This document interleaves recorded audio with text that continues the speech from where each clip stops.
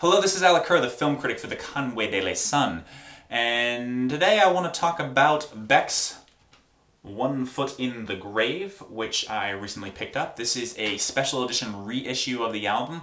It's kind of confusing where the album falls in the chronology of Beck's career. I think we can call it his first album, even though it was released after his major label debut, Mellow Gold.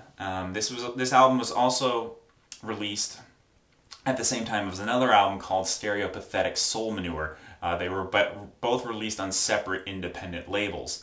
And I think the idea of these album releases were to show Beck's other sides. At the time, he was just being dismissed as a one-hit wonder because of his song Loser, which was just seen as a kind of gimmicky, cartoonish kind of song. And Soul Manure, the Stereopathetic Soul Manure album, I haven't heard it, but from what I understand, it's kind of experimental and shows Beck playing around with different sounds. And at least according to AllMusic.com, it's not really that listenable. But I imagine it was a stepping stone to his next album, Oldalay, which was very much genre-bending and not easily definable.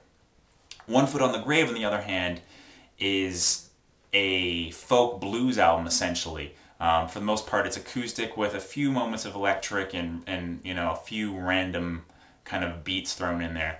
But for the most part, this is an acoustic album, very lo-fi, very much has the feel of being recorded in a basement or a garage or a bathroom or something like that. And it's very good. This special edition expands the original 16 tracks to 32. With 16 B-sides added, 13 of which were previously unreleased. And so if you already have the album, you should pick up this reissue because it's like you're getting a whole new album. A lot of times reissues will add tracks, but the fact that this has added so many really makes it worth the money.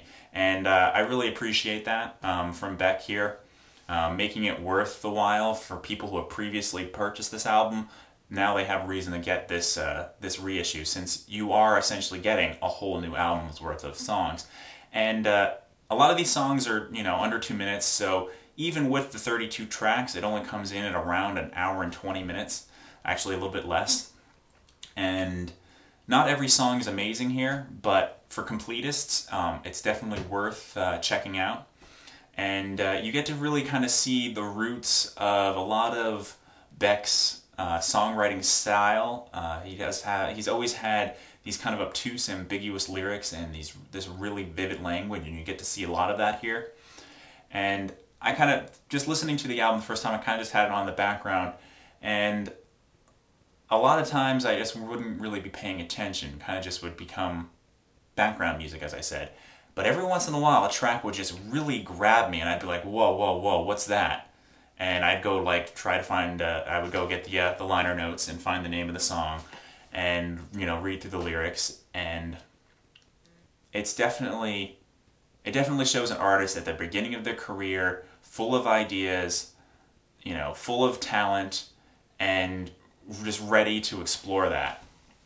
And this album definitely has what I think is probably one of Beck's early masterpieces, Asshole, which was later covered by Tom Petty and the Heartbreakers for the She's the One soundtrack. And if you haven't heard it, it's an amazing song. Actually, you know what? I'm going to play a little clip of that just so you can, you know, hear what it sounds like. I'll play that now. Birds did fly where the heavens all were dry, and the cigarettes were smoking by themselves. She'll do anything, she'll do anything, she'll do anything to make you feel like an asshole. So yeah, you know, if you haven't got the album, definitely pick it up. It's worth the money, and as I said, shows you know, an artist that would become one of the most influential and important artists, I'd say, of the recent decades at the beginning of his career. And so check it out. Anyway, this is Alec, and keep watching.